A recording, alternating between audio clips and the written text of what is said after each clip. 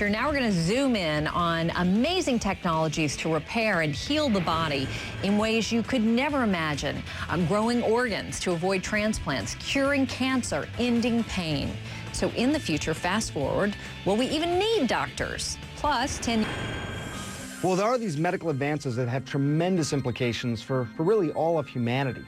And then there are these advances that simply give us pause. They really wow us.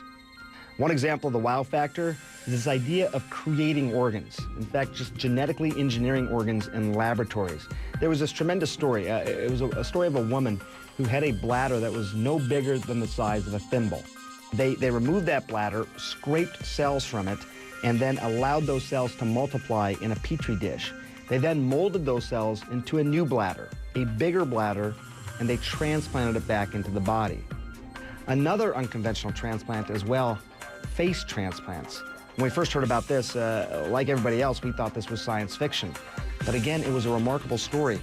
This was a woman who was shot in the face, severe physical damage, and doctors were able to essentially replace 80% of her face. It was just a breathtaking transformation. But I also mentioned that there are these advances that are going to have a tremendous impact on a wider swath of people. And one of the holy grails for some time is this idea of cancer prevention, a vaccine for cancer. It's something you didn't often hear together in the same sentence. That's exactly what happened. They were able to create a vaccine that prevented the virus from taking hold that is so often associated with cervical cancer.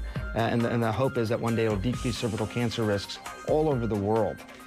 And finally, what if I told you that with nothing more than some ice and some chilled saline, you could potentially decrease the chance of death from cardiac arrest by half. You could double survival, again, with the simplest things, just ice and chilled saline. It's called hypothermia, and the idea is that when you're in a cardiac arrest, the body comes screaming to a halt. There's simply not enough oxygen getting to all the organs that are craving it. But if you use hypothermia, you can decrease the demand for that oxygen, sort of putting the body at a state of rest. More than anything, it buys doctors and healthcare professionals time to try and save someone's life, and I can tell you, it's already working. If this is how far we've gotten just in the past few years alone, think about what the future of medicine holds. That is some of the wow factor we have today, but that's nothing compared to what's in store for the future. We have brought together some of the smartest minds in medicine to help us go fast forward into the future. And Dr. David Sinclair is from Harvard University, joining us now from the National Institutes of Health, Dr. William Gall, and from Carnegie Mellon University, Professor Seth Goldstein. Dr. Sinclair, let me start with you here. The key to our future, getting a better understanding of who we are and how we work, and that's genetics. And you say that in 4 years, a parent will be able to buy a full genetic map of their child. Tell us what that could mean. Well, this is the area of science that's proceeding the fastest. Right now, it costs about $40,000 to get all of your DNA sequence. That means your whole genome. In about 4 or 5 years, it'll just be a few $1,000s. That means every child that's born could theoretically have their whole genome sequenced, and that could predict what diseases they'll get, how tall they'll be, even how healthy they'll be, how long they'll live. So that's going to be a very big change in how we think of ourselves and our own health. Dr. Gall, you know, when you think about it, I guess, and sort of let your mind go to where that may take us, some of this stuff sounds straight out of science fiction. I know you're working on taking cells from one organ in the body and growing them in a completely different organ. Explain how that works. Well, I think that many other people are doing this work as well, but really you take an immature cell or a cell that's not well differentiated into its specialized case, and by changing the transcription pattern, which is essentially the organization of that cell, you're able to make it into another type of cell that is specialized in something else. A good example of this might be to take a skin cell, which would be called a fibroblast, and grow it in culture and give it the regulation that's required to make it into a nerve cell.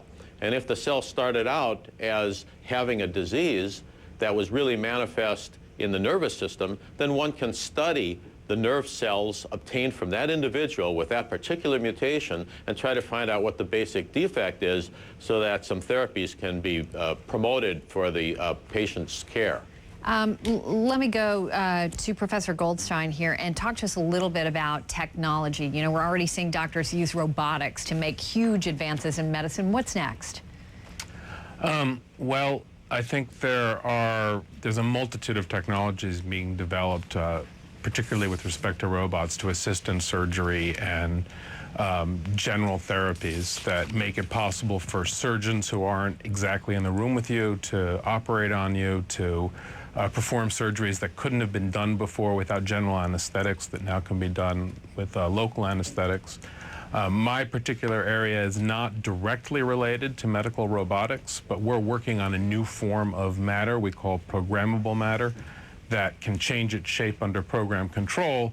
And one of the things that, one of the near-term applications we're thinking of that is if you take this matter that can change its shape, you can imagine swallowing it like a pill.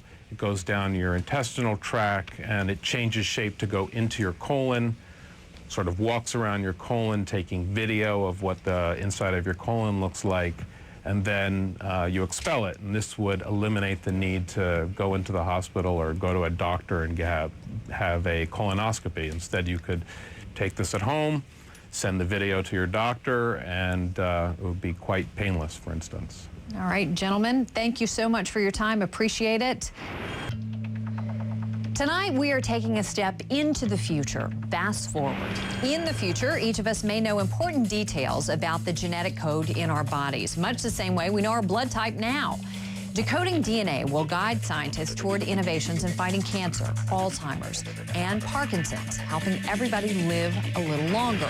Many of us are focused on cancer, and I know you're working on an entirely different approach for cancer therapy. Explain what it is. Okay, well, we are taking the approach of using nanoparticles that interact with light that are designed to absorb light at wavelengths that the body that transmit through the body. If you take these nanoparticles and place them in tumors, they'll absorb light, convert the light to heat, and locally heat the cancer cells and kill them. So these nanoparticles and this type of therapy called photothermal cancer therapy actually has remarkably high success rates with eliminating tumors and has actually transitioned to the clinic in the last year and a half.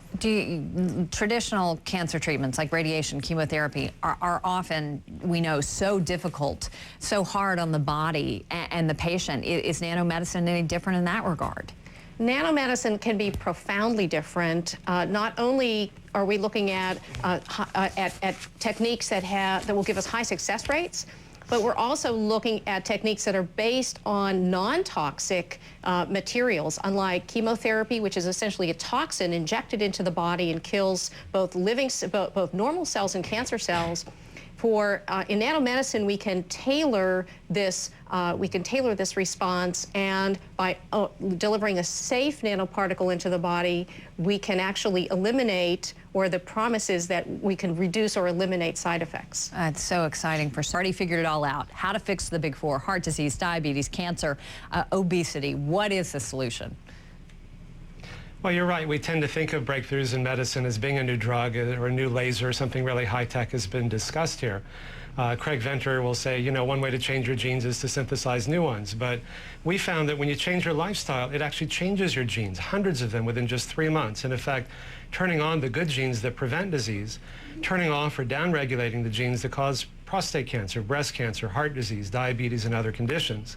And as far as anti-aging goes, we collaborated with Dr. Elizabeth Blackburn, who recently won the Nobel Prize for discovering telomerase, which is an enzyme that lengthens our telomeres, which are the ends of our chromosomes that control how long we live.